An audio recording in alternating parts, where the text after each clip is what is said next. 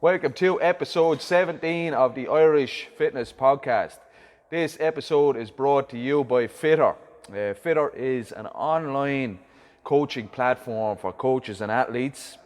It's a place where online coaches can basically interact with their athletes. They take payments, they have instructional videos. We had Leon and the guys on a few episodes ago with Stephen Fawcett from JST, and he highly recommends it as well. If you're an online coach, then it's definitely the way to go. For a limited time only, they're doing no subscription fees for the coaches. So basically they will process all your payments. You can interact with your clients. You can put up your programs. Your clients then can be viewing your programs. They can also see instructional videos. And when we had Leon on there a few weeks ago, it sounded like a fantastic resource for online coaches, didn't it, Shane? Yeah, told us a lot about what he was doing and the kind of vision he had with the company, and basically an idea we never really heard before coming into international CrossFit. I know he started from the UK, but it seems to be kind of all over the world now. Platform for coaches that anyone can use, platform for athletes as well, and a really good interactive feature of payment wise and stuff like that, because I know there's a good few apps out there. We won't name them because we're focusing on Fitter. There's a good few apps out there that are a bit hit and miss with their payment schemes, and you know, as a coach you want to know your income's coming in, because it's one of those jobs where we do it and we know that you'd like to be getting paid every single time. Yeah, well, it's nice to be paid for your work, folks. Remote coaching is obviously brand new to the sport, to the way we train, so it's kind of like it's a bit up in the air sometimes, but now we have a platform like Fitter, which is kind of helping out coaches a lot and athletes as well. Takes the mess out of it. Yeah, exactly. Because it's all done under the one umbrella, like your payments, your videos for the instructional videos, and your interaction with the clients and the programs and stuff like that. You can basically get everything done within the one site, and it saves a lot of back and forth. You don't have to be sending Excel documents. You don't have to be checking PayPal accounts and asking people. Then it gets messy, you know, when you're asking people for money. Everything is done, and if the athlete doesn't pay, then they basically get cut off. So it's up to them to keep up to date with their payments. And if you want to get in contact with Fitter, they're on Instagram. You can slide into Leon's DMs, or you can get in contact with him with get.fitter.training. That's get.fitr.training. So episode 17, Shane, we had Claire McGlynn on earlier, didn't we? Really fascinating girl. Anyone that doesn't know Claire, she's an international weightlifter. We just found out she's an international powerlifter as well. And she also is a high-level CrossFitter in Ireland. She came 8th in the Open this year with the mixed leaderboard as well. That's a very challenging thing to do. If you're in top 10 now on the leaderboard in the Open, you know you're pretty legit. And she's also a businesswoman as well. She owns her own gym, and she's just a really interesting girl to talk to. Yeah, I mean, we're pretty spoiled with people we get to talk to, from what we had last week with Neil, and we've had really top level athletes on, games athletes and stuff like that. I don't know, Claire, something different about Claire, just because of the kind of broad range of stuff she's after doing even before she's coming into, like, even being a gym owner, and then her athletic background you'll hear in the episode, but it goes from sprinting on the track to international Olympic weightlifting, international powerlifting, like you were saying as well. And then her mindset talk is very interesting. Quite a long episode as well. We kind of just got stuck in a chat because she's able to talk for Ireland, literally, which is what we want. She's an international talker as well. International talker, and our bananas. Yeah, exactly. Yeah, setting up her phone bananas. Great episode though. It was. I'd say we'll have her back on again eventually. 100%. But yeah, it's a good listen. You mentioned Neil there as well. If you notice, myself and Shane are wearing matching t-shirts today. Neil from 80-20 sent us down PD's game support t-shirt. So it's a kind of a tradition now when Irish athletes are going to the games, they get t-shirts printed up for a couple of different reasons. One is so all of us can support them, as in we can wear the t-shirts and we can be unified in supporting our national champion. And the other is to help out with the burden of actually travelling to America and to the games. Anyone who has gone to America for holidays even and stuff like that knows it can be a costly business, and these athletes have to go over, they have to be comfortable so they can perform at their best. They want to be eating, they want to be training, they want to be doing all that kind of stuff. So it's nice for the country to kind of get behind the athletes. And our athlete this year, our national champion, Petey, I haven't seen a more deserving champion, you know, after all the adversity he's gone through and stuff like that. So if you want to support Petey, guys, I'm sure everyone will want that. If you contact either 8020 on Instagram, or you contact even Petey himself, which is really cool, you know, you get to probably speak to him. Slide into his DMs and he'll hook you up with a t-shirt. He'll give you the pricing and stuff like that, and they can get one sent out to you. So shout out to Petey, and thanks to Neil for all the cool gear. Yep. He not only sent caps, us t-shirts, he sent us some cool t-shirts as well, lads. He calls them the open gym wanker t-shirts. So they're 8020 on the front, and then it has OGW on the back. And if you want to hear the story of them t-shirts, go back to episode 15, check it out with Neil, and you'll hear a little bit about the OGW t-shirts. A really good episode anyway. I recommend any coaches or even athletes or anyone in general who's interested in the sport and gyms and stuff like that to have a look at it. So shout out to Neil and Petey. Thanks for that, guys. So we had a busy old week with competitions, Shane, didn't we? Last weekend first. The last kind of 2 weeks, and last then 2 this weekends. weekend as well. And kind of Wodapolooza started in the middle of the week, didn't it? Yeah, I think Wodapolooza started on the Thursday. Saturday now, from where we are. I don't know when you're going to be watching this, probably you might be watching this during the week when it's over. So we don't have the results of Wodapolooza, which is on now yet. But what we did have last week, I'm pretty sure now, so we're in the kind of peak sanctional season now. Yeah.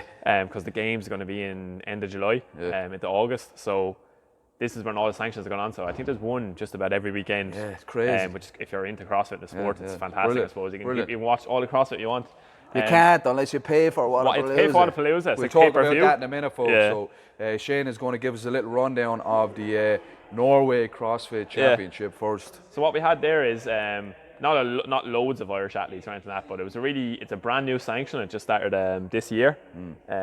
From the space they had, it looked really cool how they run it. It was in like a ski resort in the middle of Norway. Where else would you have it? And they had a snow run and stuff like that. Yeah. Who we had with that was Amanda Cummins, Kevin Claxton, and Jamie Heaton. So Amanda and Claxton were at there for individual and masters. Yeah. And then we had Jamie Heaton was on a team, the program, which he was on Filthy 150 as well, which actually got the games invite. So they pretty much dominate that competition for the whole thing. So shout out to the program and his three other teammates as well. I think they're all from all kind of across Europe. Obviously on this show we're trying to just kind of focus on the Irish athletes. Brilliant. It was brilliant to see Jamie finally get his ticket to the games. Well deserved. He's been putting it down for years. Like he won the IFC in 2016, but even before that, I remember the first time I seen Jamie. We'll have him on now hopefully next week, lads. First time I saw Jamie was at the 2014 Irish Throwdown. Yeah. And it was up in Tipperary, and it was in a kind of a sports hall. And it was the darkest place ever. It was crazy. It was like somebody fucking switched off the lights in your bedroom or something like that. It was mad. Shout out to Colin Rolls. He used to run the Irish Throwdown. It was a great competition while it lasted. But sometimes things are not destined to last, I'd say. But it was a great competition, and Jamie actually won that. It's the first time I saw handstand walks in kind of a live Irish competition, and it was only like 5 meter handstand walk in the final. Yeah, it was hilarious. But the lads do it, and some of them were struggling through it and all that kind of stuff. But Jamie actually won the competition. Sinead O'Donnell as well got her first ring muscle up there, and the place fucking erupted. Unreal. Shout out to Sinead. She was, I think there was 3 minutes of max ring muscle ups, and there weren't many girls that had them back then, you know what I mean? I can't remember Amy or what's her name. Emma wasn't really on the scene, but Sinead jumped up on the rings and eventually she got her first one. And there's a great picture of her up at the top screaming, and the whole place just erupted. But anyway, Jamie won back then, so he's been on the scene that long at a higher level. Yeah. And he was our national champ before there was national champs for a good few times in a row. The last few years, obviously, it's been harder to keep that up or whatever, but he's still a world-class competitor. So, congratulations to Jamie for finally punching our tickets to the games. Well done, buddy. Yeah, so that's Norway CrossFit Championship that was on last weekend. Shout out to Claxton as well. Yeah, shout out to Kevin Claxton. Claxton, he went over and he thrown down. He went all the way up to Norway. He had a big trek over there himself. Yeah. He looked like he enjoyed it. Yes, he always does. I know you only came off the famous flan stag, I think the weekend before Yeah, that, the which I was weekend kind of thinking, before, geez, that'll surely get him bite. Kevin trains hard. As much as we might slag him on this trains podcast, every day. Instagram that he might slag us. Yeah. He trains hard. He's with systems training. There's a as well good with Neil. video of him. I think it was at the stag. Bornell put it up. It was happy birthday to Kev as well. Shout out to Kev on his birthday. The big 3-7. You don't look a day over 40, buddy. So there was a picture of Bornell put it up on his story. And it looks like Claxton is asleep in a taxi like that. He's picking his fucking nose. I don't know, did Bornell catch his finger and start shoving it up like this or something like that? But if you want a good laugh, lads, go to Alan Bornell's Insta story. And you'll see Claxton picking his nose in the wee hours of the morning over in Barcelona, I think it is. Yeah. So shout out to Kev. It looked like a tough competition. Yeah. They were out like running in the snow. Yeah, up a they big had some hill. kind of mad snow run up a hill as well. And then back, I think it was up around and back down. I can't remember the exact distance on it. It wasn't some mad distance, but it is in the snow. So you can probably see, like we've seen like sand runs and stuff in like Dubai. I'd say going. snow is another animal to tackle, yes. And obviously only a few athletes will have access to that. Probably Norwegian athletes more than Irish athletes. Man. You too, can't throw a load of snow on a bloody true form and start running. You know what I mean? You either have the snow or you don't. Yeah. I think did Filthy 150 do a great video series? They did. Shout I out to think the Filthy Filthy 150. are doing some kind of YouTube vlog. I haven't got a chance to sit down and watch it. Who was the myself. fella doing it? I couldn't tell you. I need to watch it now properly. I don't think he's Irish, is he, or is he Irish? I don't know. He I'll might have not to sit be. down and watch. But yeah, it's really cool the way they're producing stuff like that. Yeah, and fair play. Like That's we try and do on this podcast. Yeah. They try and highlight the Irish side of things as well. So who's going where, how they're getting on, and they constantly post it on their stories for all of us to keep up with, including us. So we get a lot of our sources from them as well, because they're so good at like telling you what athletes are going where and stuff like that. That's cool. Amanda did fantastic over there as well. I believe she placed 5th, so she was close to the podium. Brilliant. She again, fantastic athlete. We're going to have Amanda on next month as well, guys. She's going to be doing, along with a load of other Irish, we'll have to do a special for that, the online qualifiers. So basically what happens is, if you're in an age division, either the teen or the masters, and you finish top 200 in the world, then you go on to what's called the online qualifiers, or the 200s I call them. And basically in March then they will release 4 workouts, and you have to do the 4 workouts over the weekend then and submit your scores, and then the top 10 people in the world in each division then go on to the games. And for the first time this year, which I'm delighted with, they're wiping the scores. Or did they do it last year? They used to be, when you got your score from the Open, whatever placing you were in the Open, that was carried in, which was kind of shitty, because you're like, you know, if you didn't have a great Open but you still made it, you could be world class. And if you're outside the top 100 at the Open, you're basically screwed. You can't recover. Whereas this time, like a real competition, like regionals, You make it in and then it's exactly. Yeah, And clean that's slate. the best way to do it, because the workouts are technical, they're heavy, And it's like they're another really good Open. test. It's Yeah, like it doing the is. Open again. Basically it, yeah. So hopefully, fingers crossed, Amanda, again, they're starting from scratch, so I think she has a legitimate shot at making the games. Yeah, for the for top sure. 2 If to anyone 10. does, it's Amanda. Yeah. For a master, she's unbelievably impressive. Very, very fit person. I think she's. I know she's Ireland's top ever female master. Yeah, for sure. Because we've never had someone perform like that before. And on the leaderboard, lads, she finished 3rd in the Open on the RX leaderboard. Yeah. Which is phenomenal. Crazy. You Yeah. know what I mean? When you think of the likes of Emma's on that, and Aoife Burke, and you know, all these unbelievable. Yeah, and Amanda's Claire knocking on the McGlynn. door now, so hopefully these qualifiers, I know they will go well for her, we know that. Hopefully she can put it down and do her best in all of them, and we'll be behind her all the way. Hopefully we can stay updated on that when they're going on too. Shout out to Amanda. And So try that and was, get Amanda on the podcast. Yeah, looking After forward her to about that. Looking forward to that. She's a proper dub. Yeah. And she seems like a great crack. So you know, she's a staple now at our competition as well. She's won the she done the double the last 2 years. She's won the IFC in the 35 to 39. So hopefully she'll be down again this year to do the triple C. Triple C. Yeah. Like, what's his name? Henry Cejudo. With the 3 things, Triple C. Champ. Yeah. So that's the Norway CrossFit, or is it the Norwegian CrossFit Norwegian Championship? CrossFit Championship. Yeah. Yeah, and that was last weekend, guys. Well on to the guys, well on to the Irish. Next up, Wodapolooza, Shane. Yeah, Wodapolooza, it's going on right now. So we won't bother with kind of updates on that. We kind of leave the leaderboard filter out a bit. Some interesting workouts in there now from individual and team perspective. But Irish athletes over there are Sam Stewart, goes to every sanctional there is. Yes, Sam Sanctional Stewart. I messaged him saying that we need a nickname for you. He said, there he is, he boom. said, call me, there he is now, he's the cover man and all. Cover boy. Poster boy. Sanctional Sam. Sanctional Sam. That's how Sam wants to be referred to Sam. Sam Stewart, Mickey Smith is on a team with Sam Briggs, I believe it's Team Wit. Yeah. 2 other really high level athletes, I'm forgetting their names right now, I'm sorry.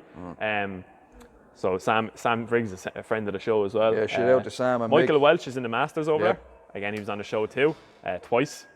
He's a repeat guest for us. Zoe Kerr, who is a really good young upcoming Up-and-comer. She's only 18 years of age. From Northern Ireland, yeah. I came across her, I'm not sure, on Instagram there a while ago, and I was saying to Shane, wait, you see this one?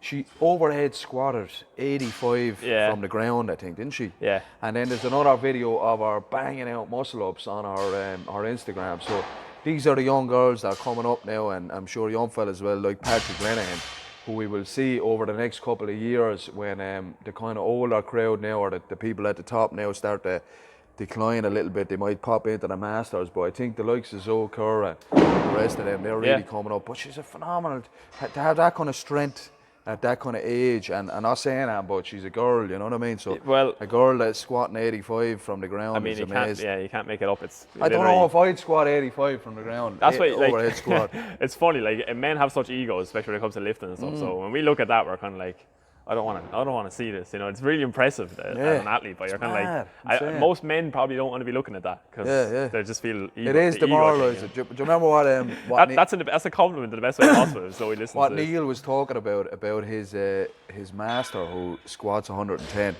He's had fellas come up to him and say, I don't want to train beside her. It's making me feel bad, emasculated or some shit like that. And this, I don't know, this CrossFit as a sport does favour the female athlete as well, because female athletes really stand out, especially in Ireland, where there's only a handful of females who are like really, you know, you come to competitions and females will struggle with muscle ups, say, or it might be just, there might be a clean ladder or snatch ladder that just gets too much for someone. Muscle ups as a girl, when you come down, IFC was a good example. We see Emma Quaid doing muscle ups in this very gym up in the corner there. You're just kind of like, that's really impressive. That's high level shit.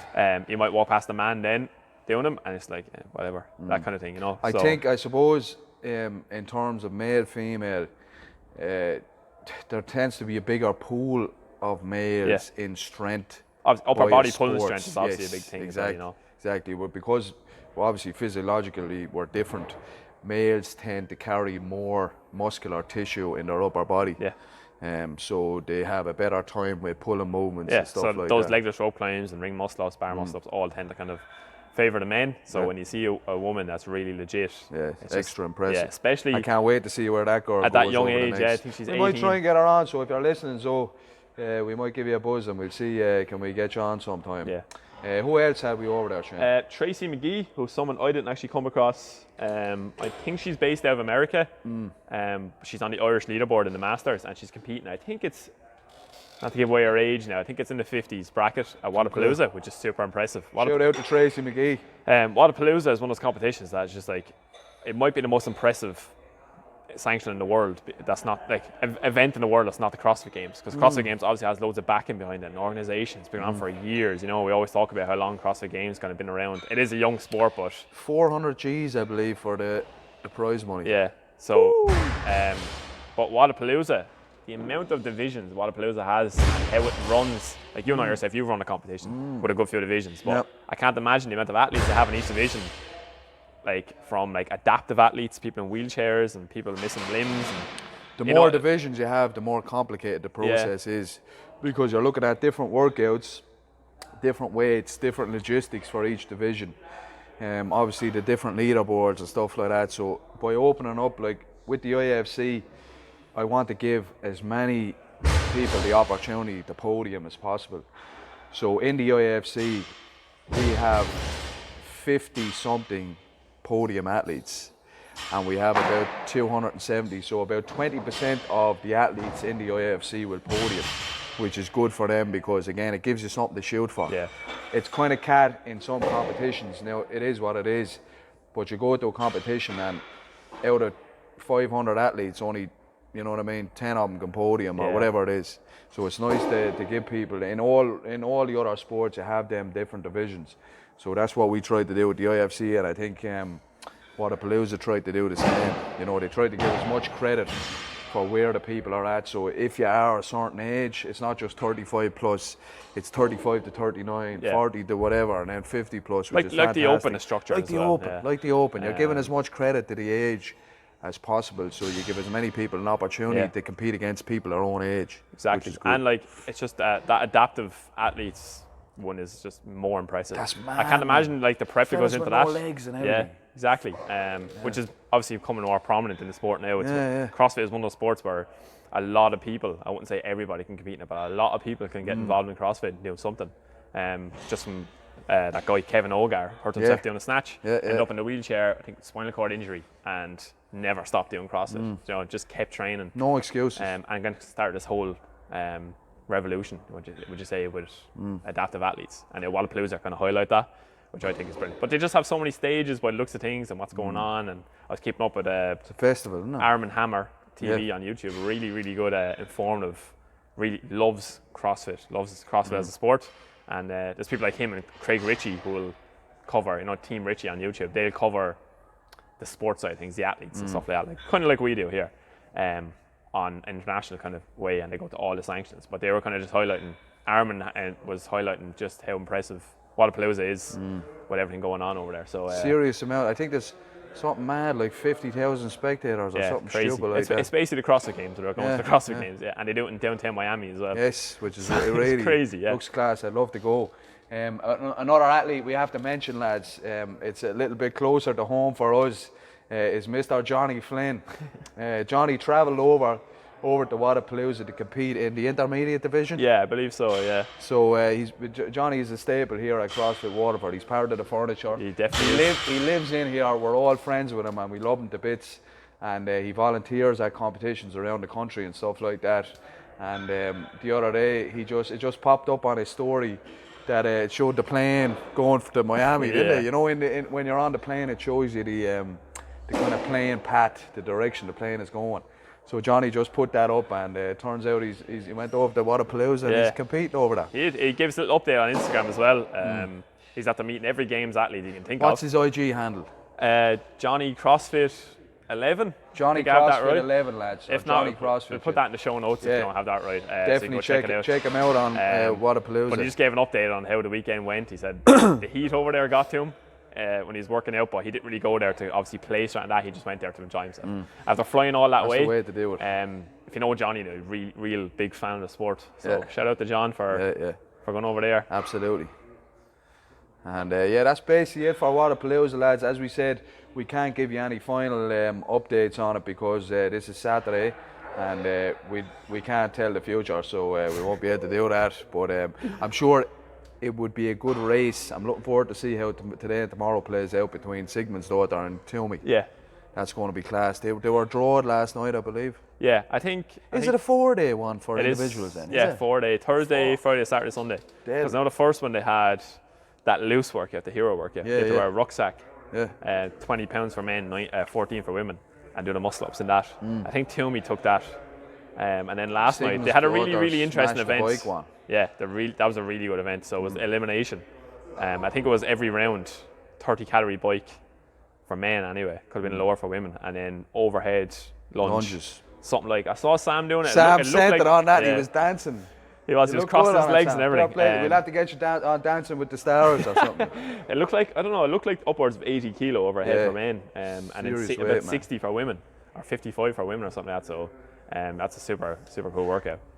So the team side of things, so Mickey is on the I think it's Team Wit. With Team Wit, right? So just a little kind of a rundown. I know it's early in the day or whatever, but fingers crossed Mickey can punch his ticket to the games with that. So if Froning's team wins it, which they probably will. There's a good chance they'll win it, we'll say. They're already pre-qualified through strength and depth, isn't they? So they're already gone. Now there's another Froning team, he's not on it, but it's a Mayhem team. They're in second place at the moment, and then Mickey's team is in third place.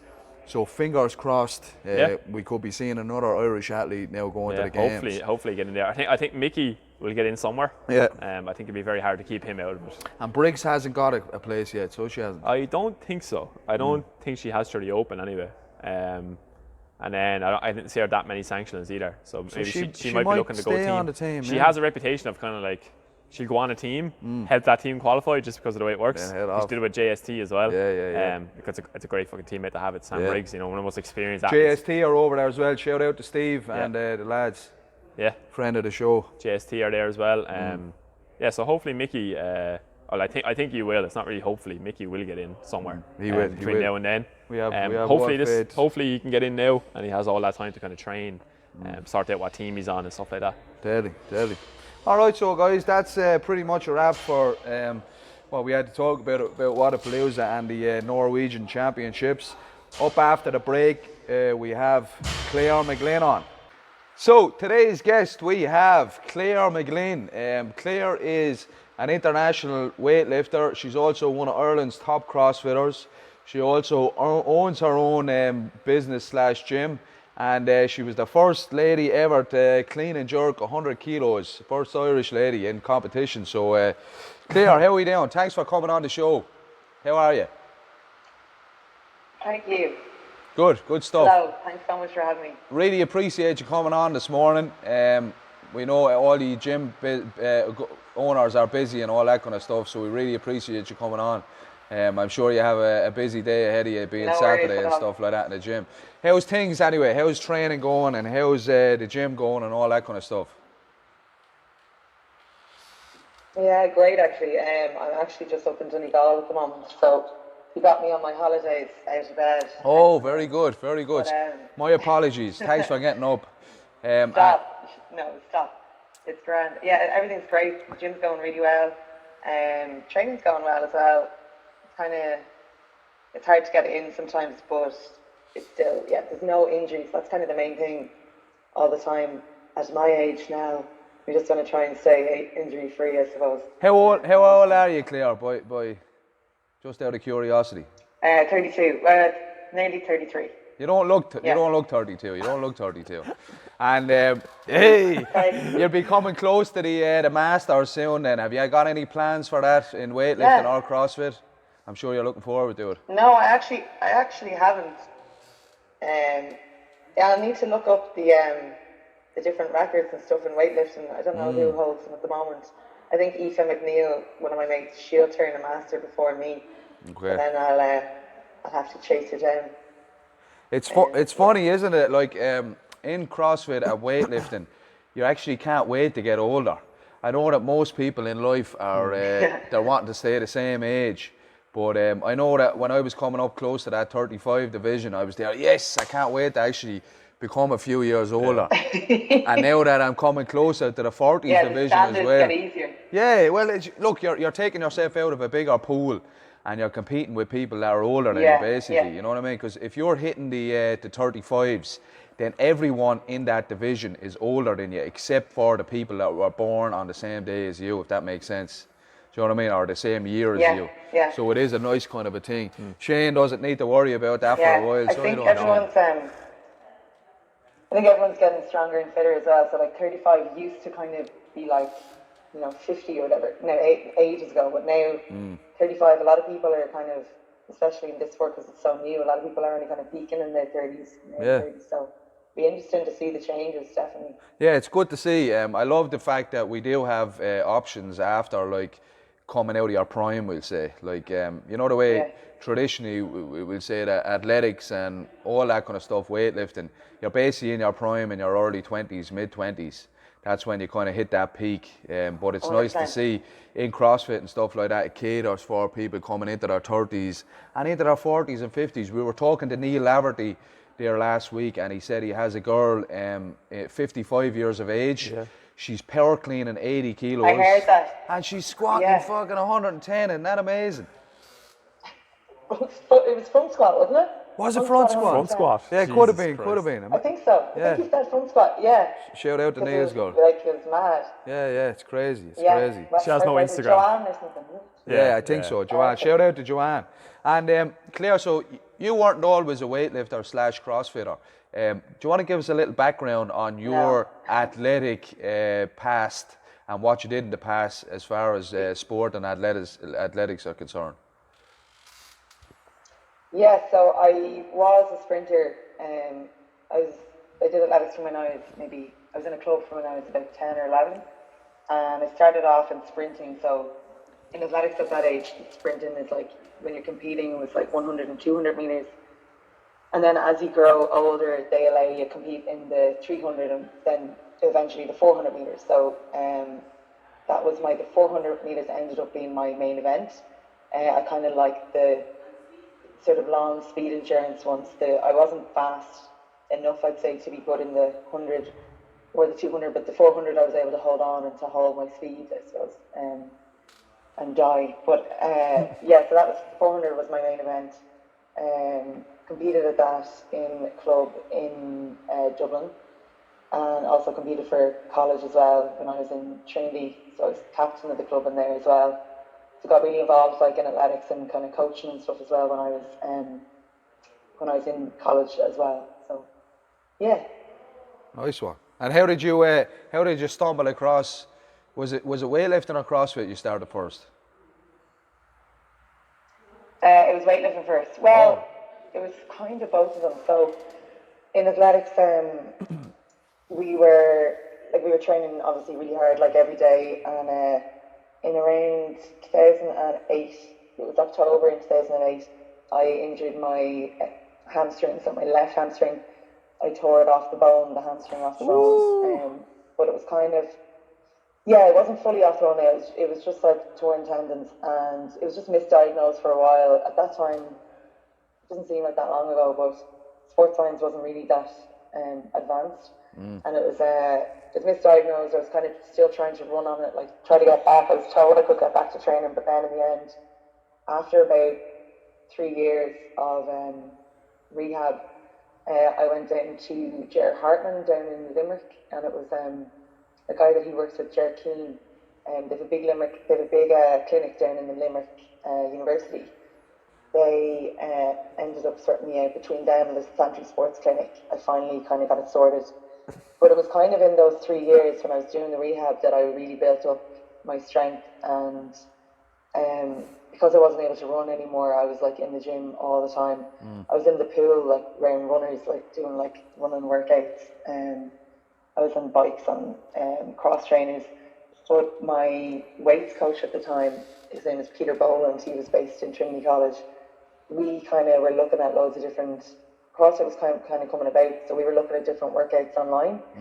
And to be fair now, we all used to slag CrossFit then. Like we were like, like, they can't even lift properly with good form, like, because remember all the videos that used to go out, There was a few. CrossFit had a bad name, but as you know, like if you get a good coach and if you do it right, if you do the movements right, you're safe and you're fine. So we love the idea of it, we love the concept of it, but we also love like gymnastics and stuff like that as well. So we like that you could kind of do all these different things. So he used to have me doing mad workouts in Trinity. This was kind of 2009 and 2010. Brilliant. And I was like throwing sandbags around, like carrying sandbags up and down 5 flights of stairs, like mad stuff like that. Then doing kind of snatches along with thrusters, pull-ups, all that kind of stuff, and basically CrossFit. But then he had me doing cleans and snatches and stuff. So when I kind of realised, I was like, look, this isn't just, my leg got better, but not to the point that I could train hard in athletics. So I was kind of training at an international-ish level, that I was kind of hoping to be on the 4x4 team for the 2012 Olympic Games. Wow. So I was on a panel of girls for that, but it was just my leg just wouldn't recover quick enough after sessions that I could go again. And it was a constant dull ache in my leg. Anyone who has chronic injuries kind of would know that feeling. So it was always fine in the gym though. It never really hurt me after gym sessions or after conditioning sessions. So my weights coach was like, look, you're strong. Like, he's like, you're clean and jerk and stuff here. And he was like looking at records online. He was like, it looks like you'd be the best in your category or be up there with the best in your category in Ireland. And at the time, I didn't really know that much about Olympic lifting. I was like, do I need to like wear a bikini and get on stage? They were like, no. I was like, yeah, sorry.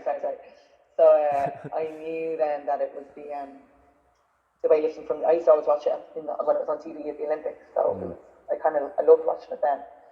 So I did a competition, my first competition in 2012, when I was still doing athletics, but I was kind of phasing athletics out. And I won that was the Irish Championships. I won my weight category in that, and then I was selected to do an international one. At the time, though, there were hardly any girls in Ireland doing it, so I was kind of like, well, I'm still like not that great, but I liked that I could be competitive and potentially compete internationally as well. So then I went and did an international comp, and then from then it just kind of kept going. I stayed with Peter Boland for a while, then I moved coach to Sammy Dowling. I don't know if do you know Sammy? Yeah, Sammy. He's I think he's one of the kind of top weightlifting coaches in Ireland, isn't he? Yeah. Shout out to Sam. He's great. So he really opened me up to weightlifting as an individual sport. At the time, though, because I was transitioning from athletics he was like, no. He was like, you need to focus on like just your strength, like stop doing the condition. So I used to love to kill myself, having coming from 400 meters as well. So we focused on weightlifting for a good while, and then I just kind of stayed with Sammy up until around 2016, and then I just kind of was starting to phase in like more CrossFit and stuff as well. And then I was like, I don't want to have weightlifting as my main focus. I kind of like to do it all. So in hindsight, I probably should have stepped away or incorporated more CrossFit at an earlier stage, but like it's nothing really. Yeah. What level of weightlifting did you compete at? You were at Europeans, weren't you? Yeah. Brilliant. Yeah, I went to the European Weightlifting Championships twice. One time it was in Georgia, in Tbilisi, which was great. That was a really cool experience. And then I was in Førde in Norway. Excellent.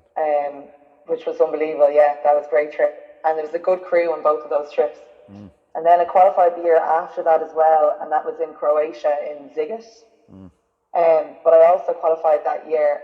I did some powerlifting, so the back squat, the bench press, and the deadlift.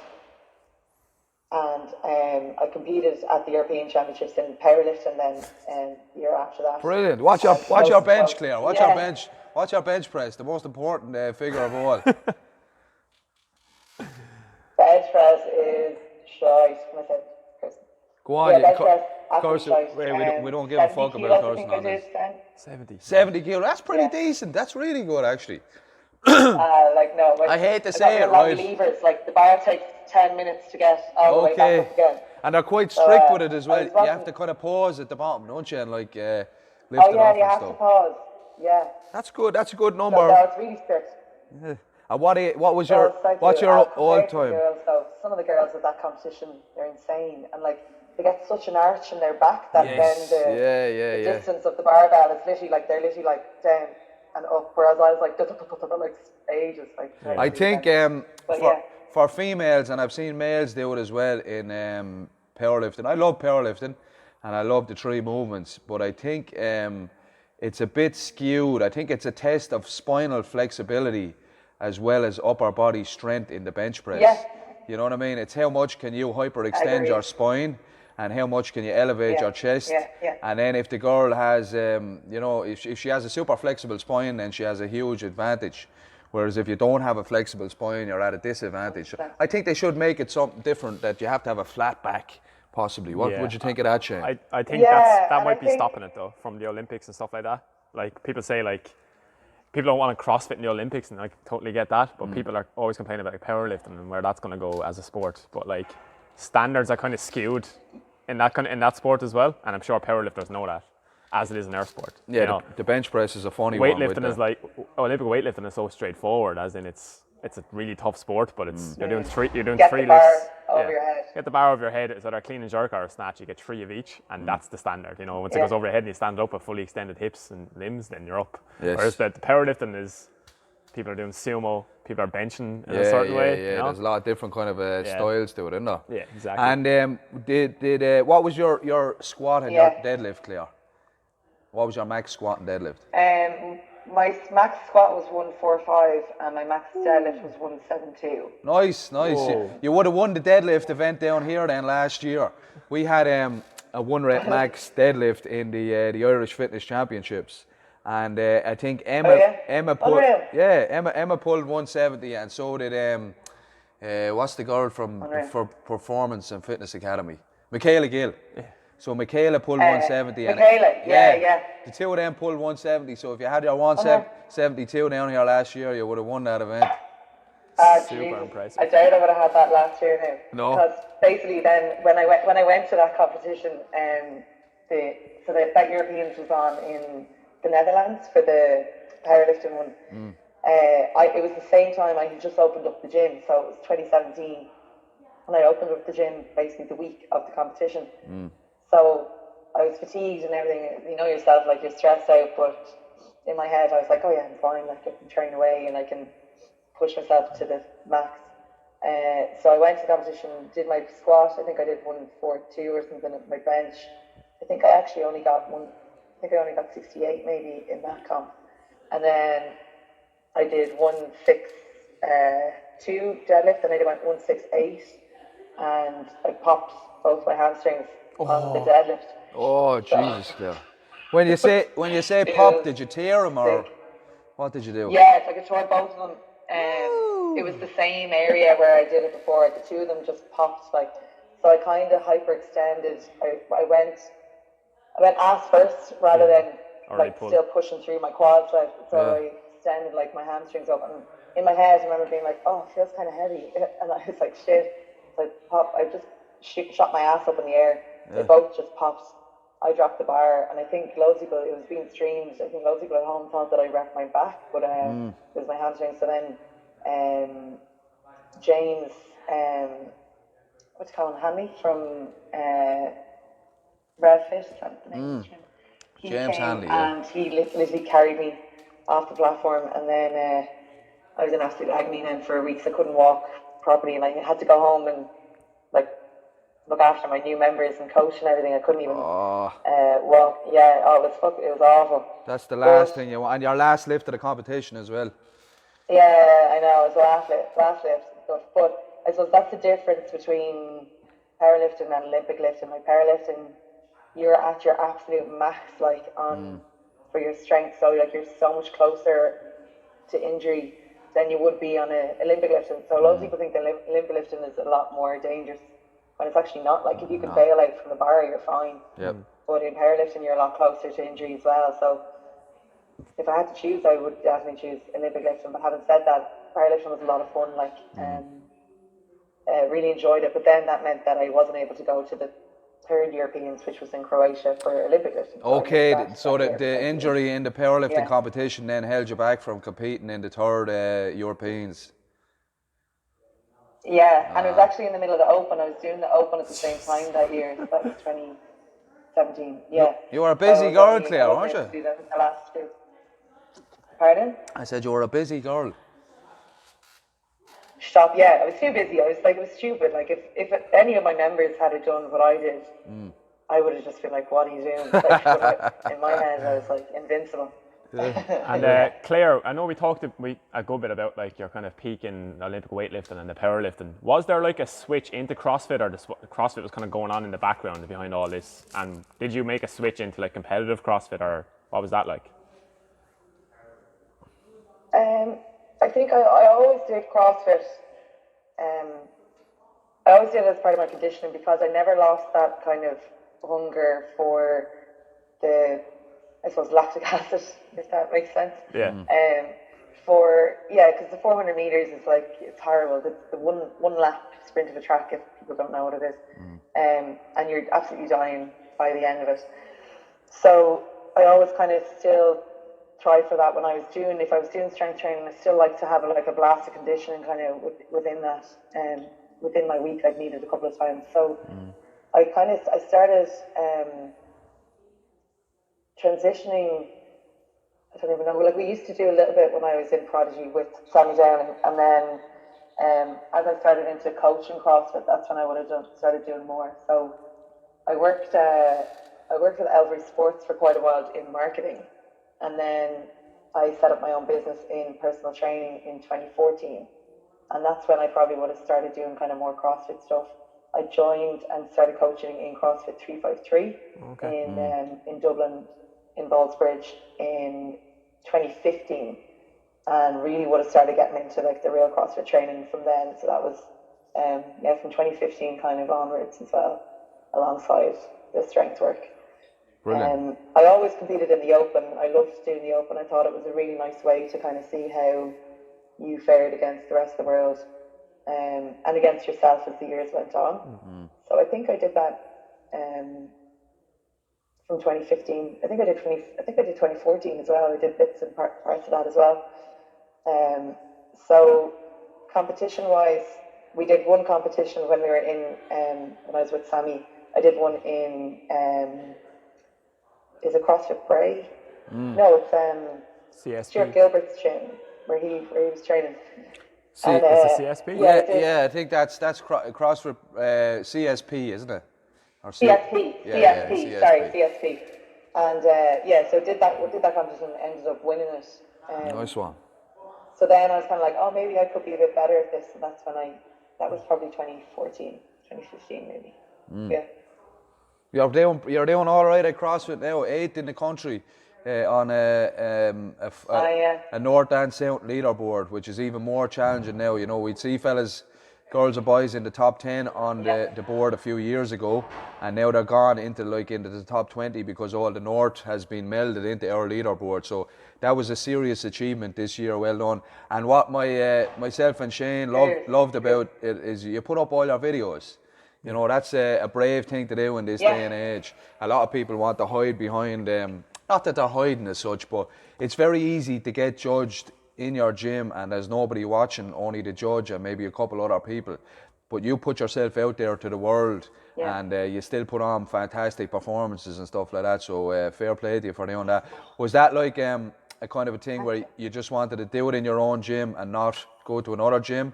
Or did you just say, fuck it, I'm confident with my reps and all that and I want to do it in front of people? Yeah, I think it was both of those things. Doing it in my own gym, obviously, I like to do it with the members there to show them, like, you know, that I do this as well. Like, I'm making them kill themselves, so I'm like, oh, well, now I have to kill myself. But I had the option. I could have gone to 353, where I used to coach, and then they can sign off on it there as well. But I suppose it was handier. But I also think it's good to. I think everyone should really be videoing their workouts, to be honest, because it's transparent. It takes away any of those questions or any of the murky waters where people might be questioning people's scores. So it's just like if it's on video, it's there. Like if people have issues with any of the reps, then they can just say it. Yep. And it's nice actually to even just look back on the video and just see where you're absolutely dying or where you can make changes and make improvements. And as well, so what happened to me this year, I did this is a total nightmare. I did the final workout in 353 because I don't have rings in my gym. Yeah. So like we never really get to practice ring muscles, which is a nightmare. It's just too small, and the rings would just be too close to the ground. So kind of do some work on the rings, but it's not the same as like hanging off them. So I've had welders in and stuff to see what they could do, but we'll try get it in, I suppose, for next year. But I went over to 353 and I did it on the Saturday, and I wasn't even sure. I was like, I don't even know if I have like a couple of ring muscle-ups. Like, we'll see what happens. So I split it. I split it in a way that I went row, 12 wall balls. I can't remember what the row was, but it was row. I did 12 wall balls, and then I do a muscle up, and then I went to row, 12 wall balls, and I did a muscle up, and I did it like that. So it actually went way better than expected, and I think I got 26 of the muscle ups. Brilliant. And then, and then I just had a feeling, because one of the lads was counting for me, and I was obviously counting as well, but there was a good crew there and everyone was cheering me on because they were delighted to see that I was getting the muscle ups, so I was buzzing. And then at the end, in my head, I was like, I finished on the row. I was like, did I not have more wall balls to do? But I was out that night. I was planning to go out with friends to this like rave. Well, it wasn't a rave. It was Daphne and Floating Points. Yeah, we're playing in on the north side. So anyway, I went out, but I checked the video and I basically still had 12 wall balls left to do. Ah, no. Yeah. So then I was like, oh my God, I'm going to have to do it again, because the score was just like, that was not a good score. No. That basically meant that I only got like 12 or 14 muscle ups or something. So I was like, I'm just going to have to do this again. But I was like, oh, feck it, I was going out anyway, and I was like, I committed to going out with my friends or whatever. So went back in on the Monday to try and repeat it. Ian from my gym, he came with me, went to 353. And I did it again, and it was a total nightmare. Like my lats and all were in bits, and it just wasn't a good one. So that definitely bumped me down the leaderboard, I think. Did you do it on that last workout? Did you do the maths? I know there's no point in looking back, but and we tell people never to do it. But did you do the maths on where you would have placed if you had got credit for the whole workout? If you had got the 12 cals? Yeah, my sister did. My sister was obsessed with it. It's like, she checked out, she was like, you would have been fifth, you would have got score. Top 5. I know. Look, these are the plagues. It's a lesson learned, I suppose, isn't it?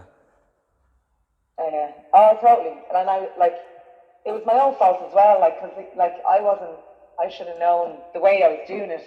I should have finished with the wall ball. I should have had another set of wall balls to do. In my head, I was like, that's weird that I did the row. I should have gone back to the wall balls. And then when I checked it, I was right. But these things happen. Yeah.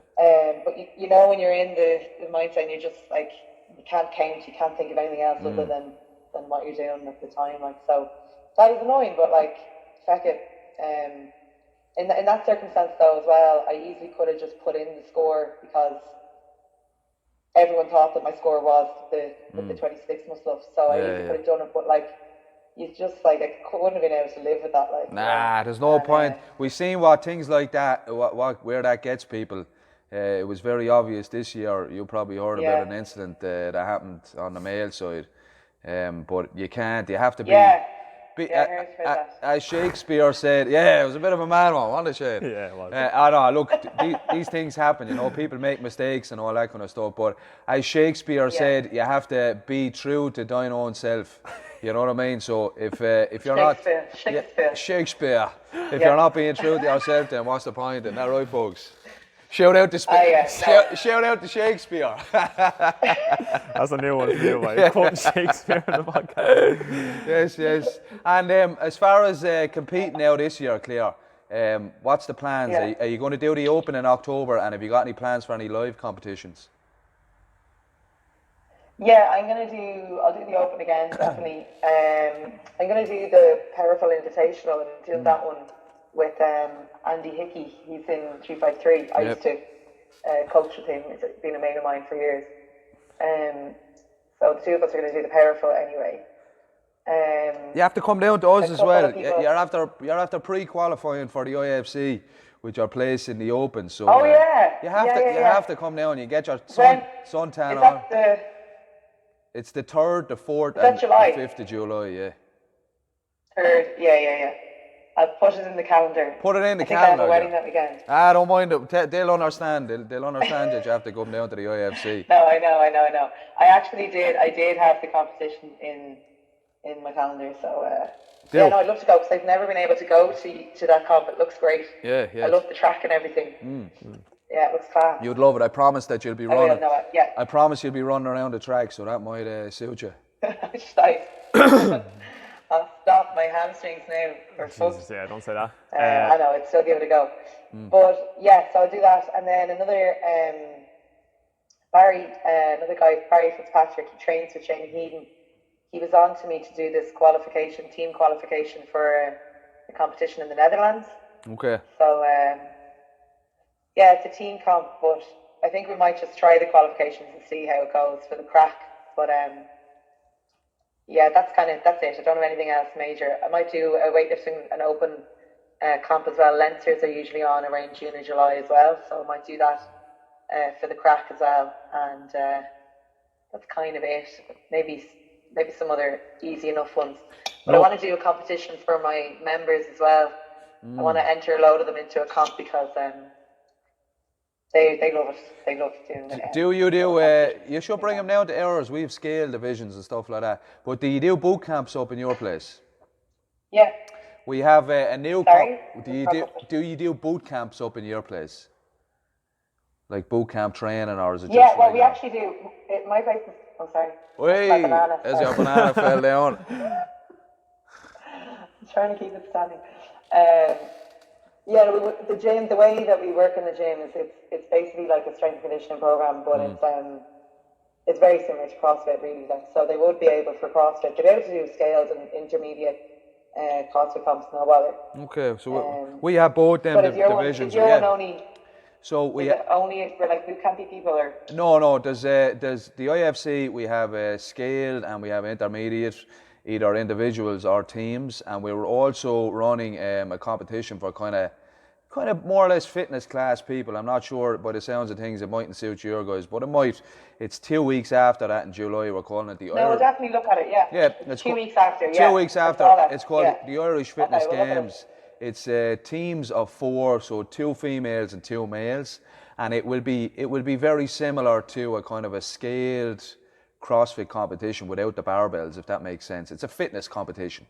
It's for people that do, we'll say, fitness classes, boot campers and stuff like that. But the IFC, I think, would be a better fit with the scale divisions and stuff like that. So definitely check that out. Okay. We will check them out. I think some of mine are looking to. When are you releasing the entries for the other one? So the Irish Fitness Champs. So basically, all the RX, the top 30 on the leaderboard in the Open, they pre-qualify. So you guys, I'll contact you in the middle of April, and the middle of March, and you get kind of first refusal. So it's top 30 males, top 30 females. Now I anticipate that obviously not all 30 is going to take it, so we'll probably have about 10 to 15 spots that will go on public sale to RX in the start of April with all the other divisions. So the first Friday in April at 8 p.m, folks, it goes on sale. It sold out pretty much instantly last year, especially with the scale, the intermediate, and the RX went pretty quick as well. Some of the masters took a little bit longer. They took the weekend to sell, but most of them sold out pretty much instantly. So all divisions apart from the RX qualifiers from the Open will go on sale the first Friday in April at 8 p.m. and we'll be posting up a link, so tell your guys to check that out. I will, Daddy. That was a big sales pitch there, Claire. Sorry about that. Always plug. Yeah. Always plugging it. So Claire, let's talk a bit about your gym, Unit 1 in Dublin. How did that start, and how would you describe the things you kind of guys do there? I know it's not like a CrossFit gym. Would you describe it more as like strength and conditioning boot camp style, or how did it come about to start off with? Yeah, so I set up my own business in 2014, and I turned my shed out the back, my mum and dad's shed, into a gym. Tom, I think you did the same. I did indeed. Yes, I did. Yeah. So it was just a wee small gym, and tiny, like it take like 2 at a time max. Like there's no more space. I had a rack and I had weights and I had dumbbells and kettlebells and stuff. And then in 2015, I was doing like personal training. Then I was also coaching in athletics for different schools. I was doing some boot camp classes in schools. And then in 2015, I started working as a CrossFit coach in 353 as well. So I was doing both those things and coaching. I was kind of everywhere. I also work with the Retired Teachers Association of Ireland. So I coach loads of retired teachers 4 times a week. I still do that. But that's in their own halls or premises. So I was kind of doing all that stuff, and then my mum and dad had to sell the house. They retired up here to Donegal. So I was like, great, now I don't have a gym anymore. But I knew that was coming down in the long run anyway. So myself and my dad were looking at different premises around where I live. And finally we came across these sheds, basically in Terranure in South Dublin. And finally got hold of the landlord, got on to him and asked him if he'd be interested in renting them out. And he was just like, do you want them? He was like, those sheds? And I was like, yeah, like those sheds. And he was like, yeah, like if you want them, great. So got the keys off him for that at the end of 2016, early 2017. And then I opened up the gym on my 30th birthday in March of 2017. So it's been open for nearly 2 years now. 3 years, nearly 3 years now. Yeah, like that's kind of how it came about, really. Brilliant. That's a real heartwarming story. You know, I personally, it was the exact same situation. Started in the mother and father's shed, or garage, I like to call it. Yeah. And got my own place then. So it's cool that you can start from humble beginnings and then go on to own your own business like that, and you know, be helping out all these people and stuff like that. That's really cool. And another thing we'd like to touch on is, you said it yourself there a while ago, about competition mindset. When you're competing, coming up to competitions and stuff like that, do you bring a lot of the mental side into it? You know, do you focus a lot on the day? Do you run it through in your head and whatnot? What kind of stuff would you be thinking about coming up to competitions and then on competition day? And what keeps you motivated to train and to compete?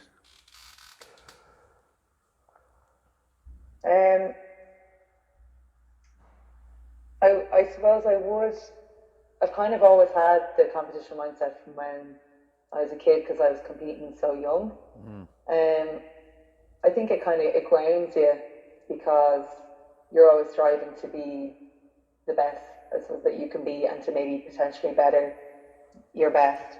It's simple, I suppose, that I'm just like, I've put the work in, now I have to show that I've put the work in, and just having the confidence in what you've done.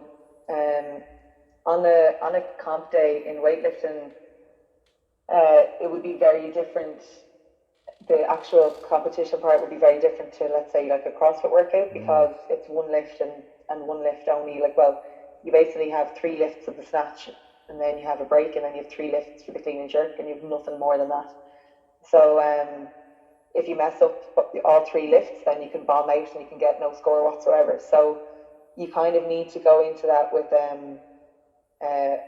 a strong mindset. But like there's demons like in your head, as even when you're setting up at the bar, you're like, oh shit, and you're constantly trying to like push them away. Whereas in the CrossFit competition or workout, you can the demons can come in for a while and then they can go away, and the negativity can come in and go away. But I think it's just a matter of just accepting the fact that, look, it's going to hurt for ages, and now you're not going to die. That's like the main thing. You're not going to die. So just keep going, and you're not as uncomfortable. Like, I kind of have levels of like discomfort in my head, and I would compare it to other things that I've done. So that usually kind of gives me confidence within a workout. If I'm like, oh my God, I'm absolutely dying here, then I'm like, well, I'm not as bad as I was for that other workout when I did X or Y, which means I definitely still have more in the tank, which then would help me give it more value, I suppose, specifically on a CrossFit one. In regards to weightlifting, you know what you've already lifted in the gym, and then it's just a matter of like, well, now I just need to do this here. Like, a lot of aggression has to come into it. You have to be quite aggressive when you're on the platform, but it's like a controlled aggression, which is quite hard to manage. And I think that's why it's very different for a lot of CrossFitters as well. When they try and do a weightlifting competition, they actually underperform quite a bit, because they freak out at the prospect of just being lifting in silence with everyone watching you. It can be quite daunting. Yeah, I bet it is. I bet, like, I love going out onto the CrossFit competition floor, and I know what to expect, and the music is blaring, and you're on the floor with 9 other people or whatever, and there's a big crowd around shouting at you. But it must be Yeah. really weird if you're not used to it to step out onto a competition platform and everything is, all eyes are on you literally, and it's just one singular lift. I would imagine that you have to have, like, with a CrossFit competition and a workout, it's all about grit. It's about digging in and trusting in your training and just putting the hurt on and stuff like that. But a weightlifting competition, to me, from an outsider who has never done one, seems like it's laser focus for like 3 or 4 seconds that it takes to make the lift. Is that the case? Like, is it just, okay, this is what I need to do, and you know, you're completely zoned in on the bar and the lift? Are you running through the technique in your head, or is it like autopilot for you? Yeah, it's a good question. I think you need to be like really focusing your warm up as well, because if your warm up doesn't go well, that will mess you up when you get onto the platform. So it does, that you do need to be really focused behind the scenes as well, for the kind of, definitely for the half hour beforehand, definitely for the like 15-20 minutes beforehand, and you need to be nailing those lifts, and you have to try and kind of simulate that same feeling on your lifts, your warm up lifts, before you go out onto the platform. When you're on the platform, then yeah, you're right, like there's loads of different thoughts are kind of going through your head, and you're thinking of, okay, foot setup, like slow pull, then I need to pull even harder, then like push through the floor, like whatever your cues are.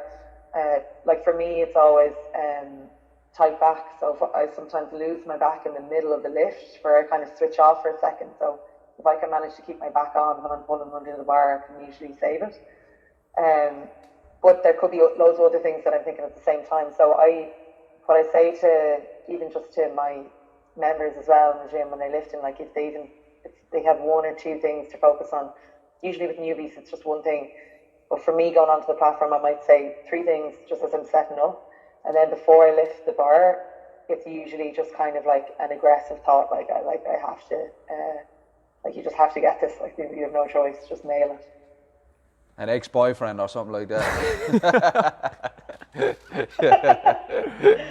No, it's kind of just, it'd be more like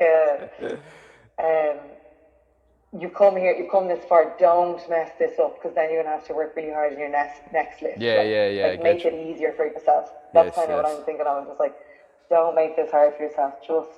Just do it like you're well able. Brilliant.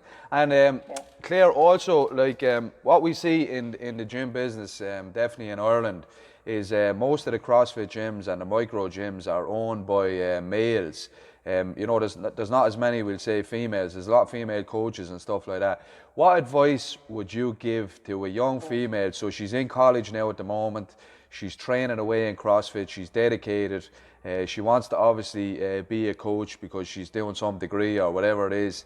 And then she's thinking about, I don't want to be told what to do by anyone. I want to eventually open up my own place. What advice would you give to any young girls out there that were in similar positions with you and that have big dreams of getting their own place and starting their own gym and stuff? I'd say go for it. There's definitely a market there. Even when I opened now, it was still like it's getting better and better every year. Like I'm noticing that people are really accepting now that like they just have to have exercise in their life, that they don't have a choice, that it should just be part of everyone's everyday routine or everyone's life. So it's not that the market's going to go away. So like they shouldn't have any fear of not having business, because they should definitely make business. You want to, if they're doing CrossFit and stuff as well, that's great because they already have the experience in training. What I'd say to them is learn as much as they can from their current coaches, and start thinking about the future by start having a look at how gyms work, like in the background, and even just looking at how a coach has to plan for a class or the programming as well. What way are they programming in the gym? And don't be afraid to ask their coaches and stuff how they work on programming. For me, I actually didn't have a big business background at all. I didn't do business for the Leaving Cert or anything. Didn't even do it for the Junior Cert. So join the club, girl. I didn't even do the Leaving Cert. Yeah. Nah, I left I left school at the start of the 5th year. I got a month into 5th year. I heard that. And I was like, fuck this, I'm out of here. Good luck. Yeah. We Yeah, l- but you're looking to we learn along the way, don't we? Yeah, yeah, exactly. So I did even my degree, like I did French and German in Trinity. Like that hasn't helped me, like that hasn't helped me really at all. But what I did do in Trinity was I got really, really involved in all the sports clubs, and I was captain and stuff and coaching in there. So that definitely helped. But I did do a start your own business course, which was free to do in my area, and they run these courses all over the place, and that definitely helped me kind of get the financial side kind of right in my head, even just for tax purposes. Um, that definitely really helped. I talked to loads of people, so I talked to obviously all the lads in 353 who really helped me set up. Peter Burke and Gary Featherstone in there. Um, they really helped me. I talked to one of my mates, Paul Opperman. He's a physio in town, Dublin Sports Clinic. He did the same kind of thing. He set up a big clinic, but also with the gym in it. So I actually used his builder, who was a friend of mine as well, and just got all the connections and contacts from people that I know, people who've done it before. So tried to learn from their mistakes, and they told me, do not do this, and definitely do this, or definitely get the equipment from here, and even just like things like in accounting, like I got my own accountant because I was like, I don't have time first of all to be doing that. So it saves me money to get an accountant. They can look after that. They can tell me what to do, and so I can focus on what needs to be done. Yeah, so I think just like learn from loads of other people, get loads of advice, and don't keep it simple. Like don't try and do too much at the beginning. Like when I opened the gym, on the day of opening the gym, I didn't even know like properly how it was going to work. I remember having a last minute panic about like the prices for the membership and everything. And my sister was like, "It's okay," but I didn't even really know how it would flow, how the classes would go. What I wanted to do programming wise is I wanted to work off a strength and conditioning program, along with working in Olympic lifting and gymnastics. So still having the conditioning WOD, but I always wanted to have a like a 4-week program and then change it up. But the conditioning would change every day, and we still work like that. I think it's just easier for members to learn. So I think like you don't have to be like, I definitely do have to do CrossFit. You can still mix it to whatever way she likes to train or where he likes to train, and then make it their own. Brilliant, brilliant. That's some sound advice, some sage advice for anyone taking of it. Again, you're an inspiration to not just girls obviously, but boys as well coming up. And it is a kind of a tough environment to get into. So fair play to you for that. It is, yeah, that's brilliant. And Claire, if someone wants to get in contact, what's the exact area that your gym is? And if they wanted to join or they wanted to call in for a look, what's the address and how would they get in contact with you? Yeah, so it's Unit 1 training facility. So Unit 1 training facility, and we're on Instagram as well at Unit 1 _ training facility. And then for me personally, I'm CMG Fit, so my initials _fit. So we're on Instagram, they can like DM, slide into the DMs. Slide into the DMs, folks. We love that, we love that. Brilliant, Claire. Listen, it's been fantastic. Or else email info@cmgfit.com or info@unit1trainingfacility.com as well. Excellent, excellent. I'm sure you'll continue to be successful, not only as an athlete, but now as a businesswoman as well, so fair play to you. Is there anyone you'd like to give a shout out to now before we wrap it up? Yeah, I'd just like to say hello to all my members who come in and kill themselves every day or every week. My family for helping me, and my boyfriend. Brilliant, brilliant. What's your boyfriend's name? You have to call him out by name. Johnny. Johnny, shout out to Johnny. Johnny. Hello. Johnny McGlynn. But then my partner in crime, Ian Skell, so his nickname is Skell. Skell. He's an absolute legend. Shout out to Skell. So much from the beginning. He's with me. Yeah. He's always in our Instagram videos and everything as well. But myself and himself, like we do all the programming together and always train together as well. So we're always pushing each other, and we have the best crack as well. always speaking a bit of Gaelic as well in there, a bit of Irish, love a bit of Irish in our classes. So yeah. Good stuff. Excellent. Claire, it's been an absolute pleasure talking to you. As I said, you're an inspiration to all the young females out there getting into training and stuff like that. We might do it again sometime towards the end of the year or whatever. Yeah, 100%. And make sure you come Keep down up to the, us now in July. keep up the podcast. They're really good. Thanks very much. Appreciate that. Yeah, no, they're doing really well. It's great that someone's finally doing it Brilliant. in Ireland as well. And then it definitely has helped me kind of keep up to date with what's going on, because like running a business and all, and then training and stuff, I wouldn't have a clue. Like, you don't have that much time to be on social media and stuff. So like stuff like this is really good to help keep up to date with what's going on. Thank you. Thanks, Claire. We really appreciate that. Thanks, Claire. Thanks for coming on, talking to us. Like Thomas said, hopefully we'll do it again now. Towards the end of the year, I think it'd be a really good repeat guest. We could probably talk for a good while about training and mindset and that kind of stuff. So thanks for coming on. Brilliant. Claire, we'll talk to you soon, girl. See you later. Take it easy. Bye. Bye. She's a nice girl, isn't she? Very inspirational. Yeah, great. Like track, powerlifting, weightlifting, CrossFit, run our own business then as well. Fair play to her. It's like, I was going to say to her, we're kind of packing in a lot in that episode, but you'd only ever hear that kind of talk from someone who's been at that level for so long, across that many sports at such a high level. Like, you ask someone about mindset and you get like different answers with different people, but her, you kind of want to really listen in, because she's been on multiple platforms doing different sports and competing different things and successful at all of them. She's basically done all the kind of the three strength sports and then athletics as well, which is really well-rounded athlete. Yeah. And we could have definitely spent another, I think, 30 minutes on for sure. Yeah, even just about that one topic on mindset. You know, it's definitely an athlete like that. They could talk forever about it, because they focus on it so much. You know. Excellent. Very interesting. Like that, you would do that amount of sports at the same time.